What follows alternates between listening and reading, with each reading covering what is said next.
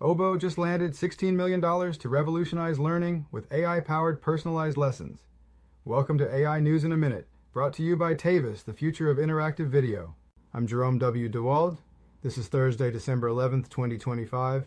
Oboe raised $16 million led by a 16Z to scale its AI-powered platform that turns any subject into visual, structured lessons. The app is live and free to try, pushing personalized education to a new level. Adobe just made Photoshop, Express, and Acrobat free inside ChatGPT. Now you can edit photos with conversational sliders and more without leaving chat on web, desktop, and iOS. Android support is on the way. Shopify powered up with over 150 AI features, including sidekick assistants and agentic storefronts. Their new SimGym simulates customer behavior for A/B testing. No real traffic required. This is AI transforming e-commerce. Data centers guzzle huge power and water on Earth. Enter space-based AI data centers harnessing endless solar energy and cosmic cooling. Google, StarCloud, and Blue Origin are racing to orbit AI infrastructure for massive energy savings.